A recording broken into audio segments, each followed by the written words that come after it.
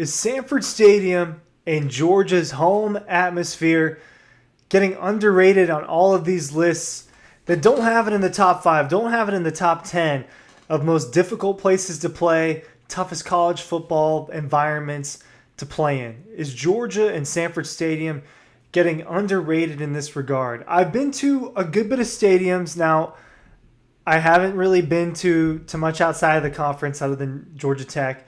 So I can't really speak on from an in-person view on like what is it like to go to a Penn State game? What's it like to go to an Oregon game, an Ohio State game? How difficult do they make it? But I've been to 10 or 11 of the SEC stadiums. I've been to crazy environments, obviously, that involve Georgia. And I've been to plenty of big-time Georgia games at night and just in general that have been crazy environments. And I think it's enough for me to kind of compare and gauge, at least inside of the conference. It's tough for me to rate the ones non-conference other than what I've seen on TV and what's been spoken to me from firsthand people that have experienced it. But is Georgia a little bit underrated? We'll talk about the places that I've been in my experience, talk about kind of what's general knowledge out there. But I do think Sanford Stadium gets slept on a little bit, but I will not acknowledge it as the toughest place to play in college football. I just don't think it is. But I do think it maybe deserves to be a little bit higher on all of those people's lists out there. Ryan Curley from Dawg Post. The reason I want to talk about this is because I saw earlier this week about how it was like top 5 toughest places to play in college football or in the SEC. And it just was making me wondering, I never ever see Georgia on these lists. Georgia is never that. It can hold 93,000. Sanford Stadium is one of those kind of unique stadiums where it's not all street level. Some of it's down below. Obviously, depending on where you're at in the stadium, there's a gorgeous view of the campus and the tree line and the sky. And it could just be really beautiful there. There are plenty of environments like that. Neland Stadium, when you're at a certain point and you can see the river and the mountains, it's gorgeous at that place. And Sanford Stadium's a great stadium. Not necessarily the best environment. And it's just kind of the truth. It is a very good one. I think it's a borderline elite one, but the fans don't always bring it. Now, part of it is when you're crushing teams, it's hard to bring it all the time. Part of it is Georgia hasn't had as many high-profile games as some of these others prominent schools have had or have hosted, teams like Georgia that I've gone to see.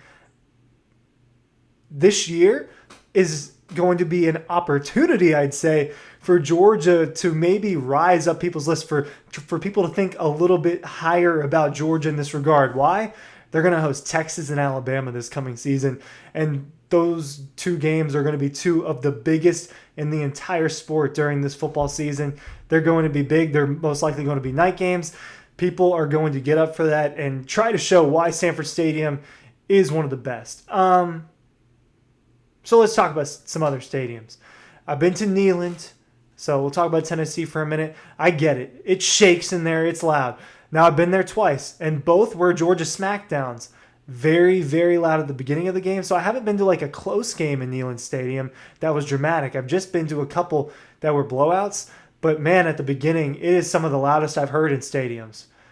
And they got their songs, and they got their traditions, and they got their guy with the hat, and they got the dog, and there's a lot of pageantry to the beginning of a Tennessee game, and they do a great job. And it's a tough place to play. And I would imagine it would be much louder in the fourth quarter if I had been to a game that's close, but definitely one of the 3 or 4 toughest that I've been to and experienced. Jordan-Hare Stadium, I see on some of these lists in the top 5. I'm looking at a particular list from Andy Staples, who covers college football right now. He's got Jordan-Hare as his 5 and Neland as his 6. Jordan-Hare doesn't hold quite 90,000. I think it's around 87, 86, something like that. Auburn fan, correct me if I'm wrong. It's around that number. They've got the Eagle beforehand. The fans are really into it. It stays loud the whole time. They're just really into it, and they affect the game. And close games are played in Jordan-Hare Stadium, and I think the history of that really, really shows. 2 of the other mega tough ones that I've been to, obviously this past season, Alabama at night and Texas at night, and both kind of dramatic games in a sense. I'll start with Alabama.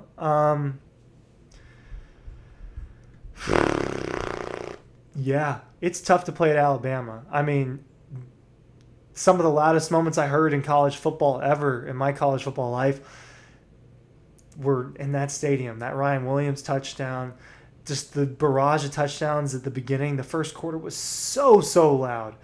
And when Alabama sealed it, it just was an explosion in there. That stadium feels like a professional stadium. It feels like this nice outdoor big. It looks so huge. And they're loud and they're rowdy. And they get that elephant noise. And man, is it tough to play there. Texas was a party. The fireworks, the cannons. It was a party. They got loud. They got into it. I don't think it was quite as elite as Alabama's crowd. And then what I experienced there was a first half barrage defensively. Jalen Walker, Mikael Williams, Damon Wilson, Chris Cole, just making all sorts of defensive plays, kind of quieting that Texas football crowd down when I went there. But it was quite the show. It's definitely up there. I don't think it's as tough as the other three I've talked about so far. And then here's my other one that I think you could argue is really tough, maybe even tougher than Texas.